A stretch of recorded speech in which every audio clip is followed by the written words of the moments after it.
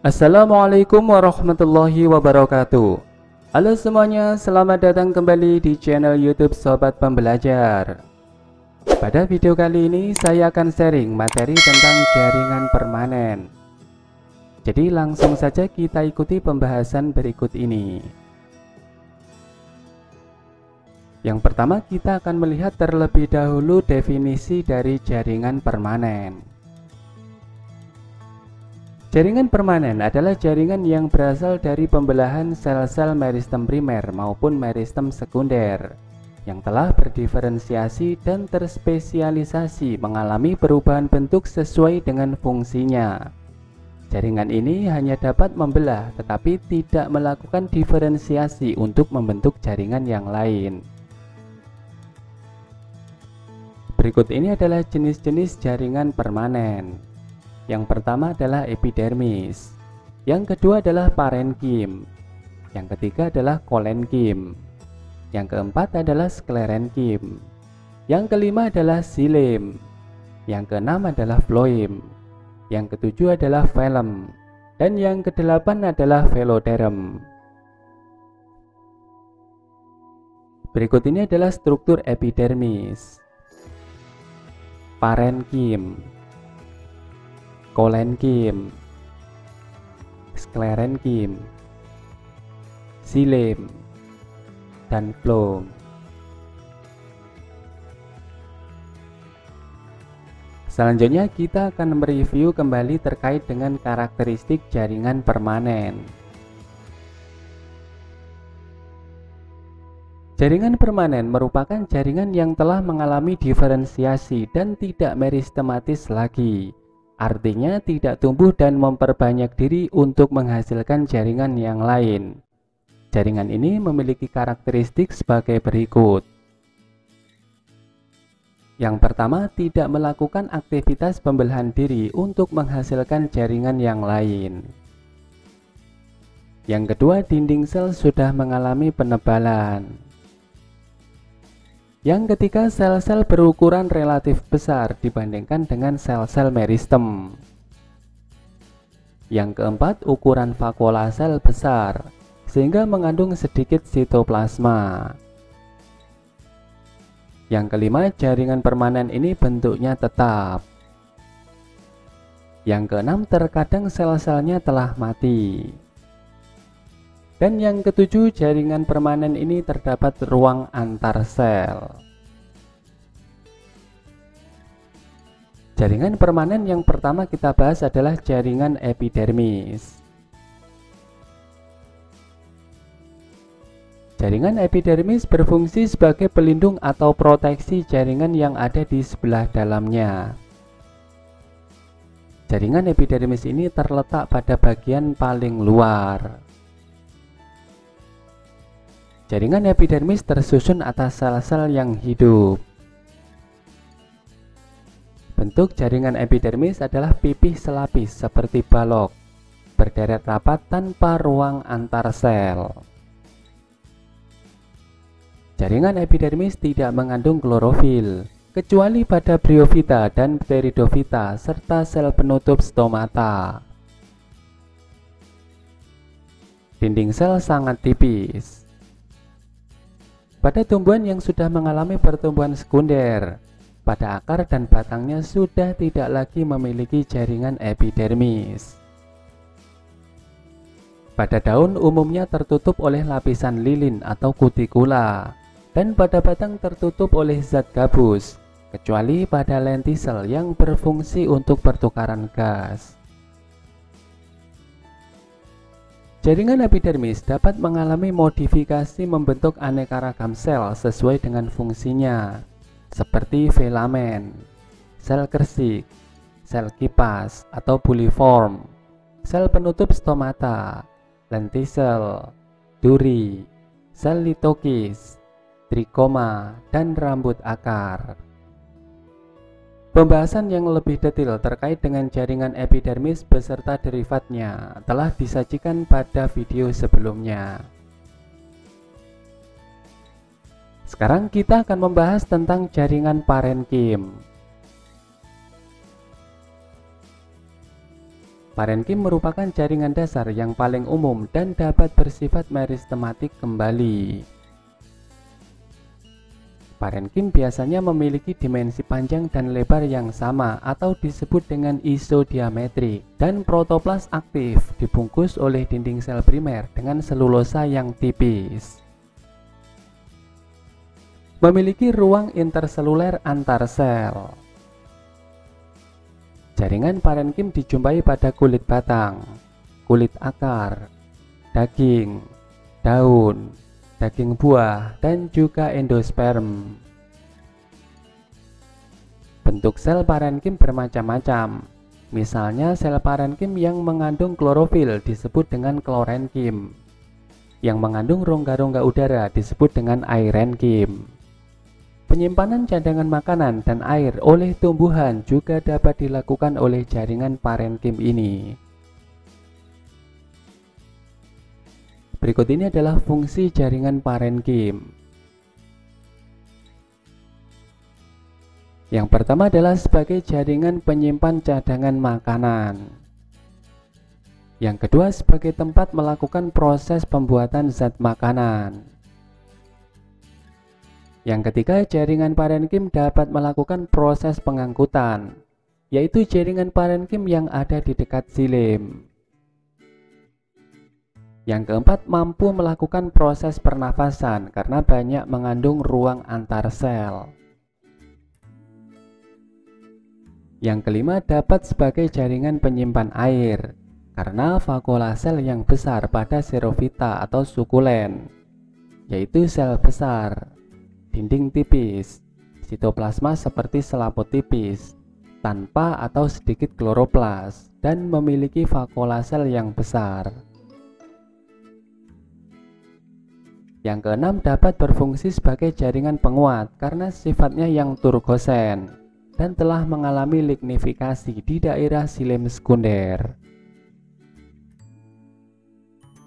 Berikut ini adalah jenis-jenis jaringan parenkim berdasarkan fungsinya. Yang pertama adalah parenkim asimilasi atau klorenkim, yaitu sebagai pembuat zat makanan bagi tumbuhan yang diproses dari fotosintesis di daun. Biasanya terletak di bagian tepi suatu organ, misalnya pada daun, batang yang berwarna hijau, dan buah. Di dalam selnya terdapat kloroplas yang berperan penting sebagai tempat berlangsungnya proses fotosintesis. Yang kedua adalah parenkim penimbun, yaitu dapat menyimpan cadangan makanan yang berbeda sebagai larutan di dalam vakuola, bentuk partikel padat atau cairan di dalam sitoplasma. Biasanya terletak di bagian dalam tubuh, misalnya pada empulur batang, umbi akar, umbi lapis, akar rimpang atau rizoma, maupun biji. Di dalam sel-selnya terdapat cadangan makanan yang berupa gula, tepung, lemak atau protein. Parenkim penimbun berfungsi dalam menyimpan cadangan makanan bagi tumbuhan berupa hasil fotosintesis, protein, amilum, gula maupun lemak. Yang ketiga adalah parenkim air, yaitu sel parenkim yang mampu menyimpan air. Umumnya terdapat pada tumbuhan yang hidup di daerah kering atau xerofit, tumbuhan epifit, dan tumbuhan sukulen. Parenkim air berfungsi sebagai tempat menyimpan air pada tumbuhan xerofit, tumbuhan epifit untuk menghadapi kemarau, misalnya pada tumbuhan kaktus dan lidah buaya. Yang keempat, parenkim udara atau disebut dengan airenkim, yaitu jaringan parenkim yang mampu menyimpan udara karena mempunyai rongga antar sel yang besar. Airenkim banyak terdapat pada batang dan daun tumbuhan hidrofit. Selanjutnya kita akan melihat bentuk-bentuk jaringan parenkim. Sel parenkim pada umumnya memiliki bentuk isodiametris, akan tetapi ada juga yang berbentuk lain, yaitu yang pertama adalah prismatis, yaitu berbentuk memanjang atau silindris yang terdapat di parenkim palisade mesofil daun dikotil. Yang kedua bercabang-cabang seperti parenkim bintang atau actinenkim, yaitu pada mesofil daun kana dan juncus. Yang ketiga parenkim dengan ruang antar sel yang besar. Contohnya adalah airenkim pada alat pengapung tumbuhan air.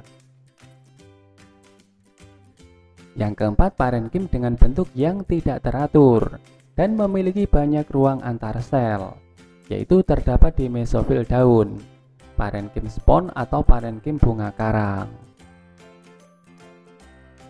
Yang kelima parenkim dengan dinding yang melekuk-lekuk ke arah dalam, yaitu berupa parenkim lipatan seperti daun pinus merkusi, Oryza sativa, dan bambusa. Berikut ini adalah tipe-tipe jaringan parenkim.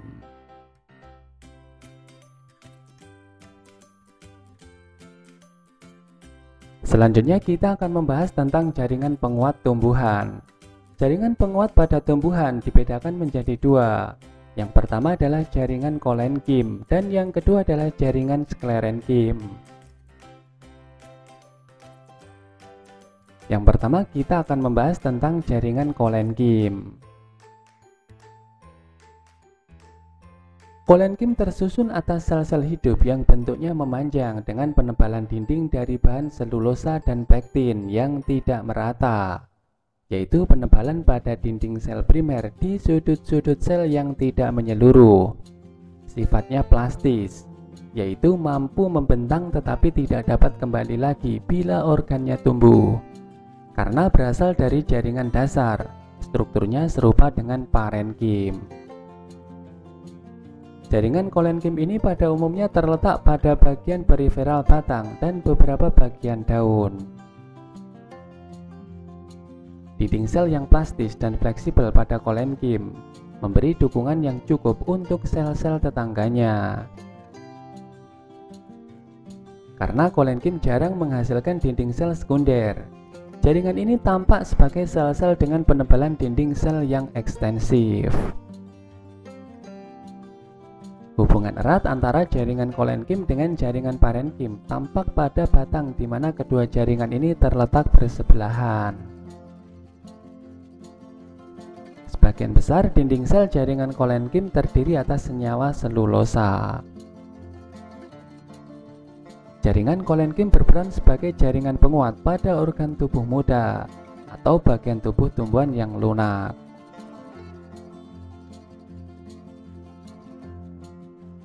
Berikut ini adalah tipe-tipe jaringan kolenkim. Yang pertama adalah angular, yaitu jaringan kolenkim yang mengalami penebalan pada bagian-bagian sudutnya. Jaringan kolenkim ini sering ditemukan pada dedaunan, misalnya pada daun tanaman seledri.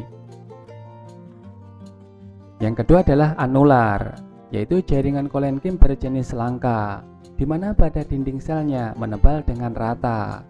Contohnya pada daun wortel dan beberapa tanaman merambat.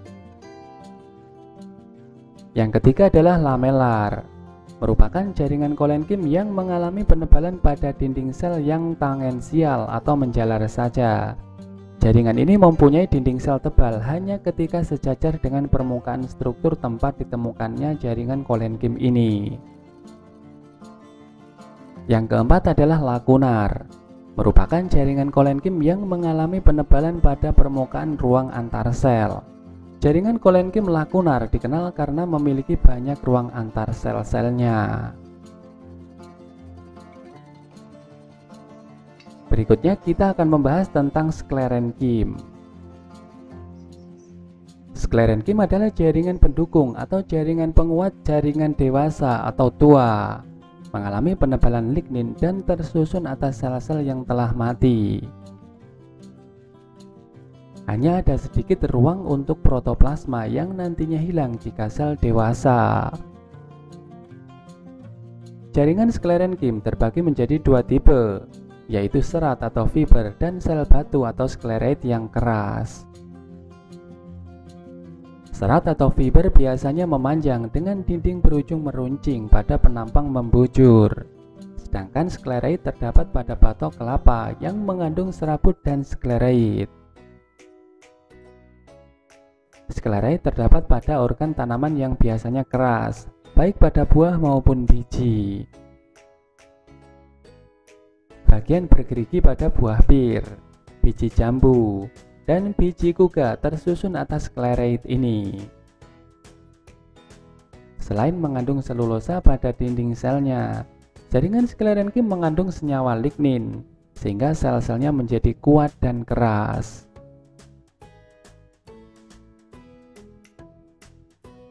Berikut ini adalah struktur jaringan sklerenchyme. Pada gambar tampak bahwa jaringan sklerenchyme dibedakan menjadi dua. Yang pertama adalah fiber, dan yang kedua adalah sklerait.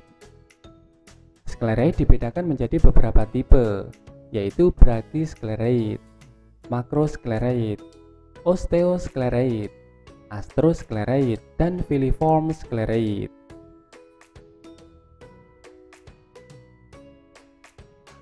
Berikutnya kita akan membahas tentang jaringan pengangkut. Jaringan pengangkut pada tumbuhan sering disebut dengan jaringan vaskuler karena sarana transportasi atau pengangkutannya berupa pembuluh atau vaskuler untuk membawa air dan larutan ke seluruh tubuh. Pembuluh angkut meliputi xilem atau pembuluh kayu yang berfungsi untuk membawa air dan bahan terlarut, serta phloem atau pembuluh tapis atau disebut dengan pembuluh kulit kayu untuk membawa hasil fotosintesis. Baik xilem maupun phloem terdiri atas beberapa tipe sel. Pada batang primer, jaringan ini terletak pada berkas pengangkut, di mana phloem di bagian luar dan xilem di bagian dalam. Phloem dan xilem dipisah oleh beberapa barisel meristem berdinding tipis yang disebut dengan kambium. Pembahasan lebih detail terkait dengan jaringan pengangkut ini, baik xilem maupun phloem, akan dibahas pada video berikutnya. Selanjutnya kita akan membahas tentang jaringan gabus. Selain epidermis, ada sejenis jaringan tertentu yang sifatnya lebih besar dari jaringan epidermis. Jaringan ini dikenal sebagai jaringan gabus atau cork tissue. Biasanya jaringan ini berada di tepi, meskipun tidak mutlak, dan banyak terdapat pada tumbuhan yang berumur panjang. Jaringan gabus ini menggantikan fungsi epidermis. Selain itu, jaringan gabus juga berfungsi sebagai pembatas antara jaringan-jaringan yang ada di sebelah dalam tumbuhan. Jaringan gabus dibedakan menjadi 3 macam, yaitu eksodermis, endodermis, dan kulit gabus atau peridermis. Jika epidermis hilang atau rusak, lapisan sel di bawahnya akan berubah menjadi jaringan pelindung dan bergabus yang mengandung suberin yang disebut dengan eksodermis. Endodermis adalah lapisan sel yang terdapat dalam akar yang dinding selnya bergabus. Lapisan sel ini sering dianggap sebagai lapisan sel yang paling dalam dari korteks atau kulit kayu, atau lapisan sel paling luar dari silinder pusat atau stele. Kulit gabus atau peridermis mempunyai bagian-bagian berikut. Yang pertama adalah velogen atau cork cambium, yaitu kambium gabus yang merupakan suatu lapisan sel meristematis. Yang kedua adalah velum atau cork, yaitu gabus sebagai produk dari velogen yang terbentuk ke arah luar dan merupakan sel mati. Dan yang ketiga adalah veloderma atau parenkim gabus, yaitu suatu parenkim gabus yang dapat dikatakan hampir homogen dengan parenkim korteks yang terbentuk ke arah dalam dan merupakan sel hidup. Berikut ini adalah struktur jaringan gabus.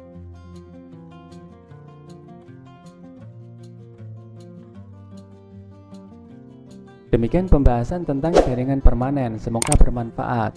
Selamat belajar dan semoga sukses. Wassalamualaikum warahmatullahi wabarakatuh.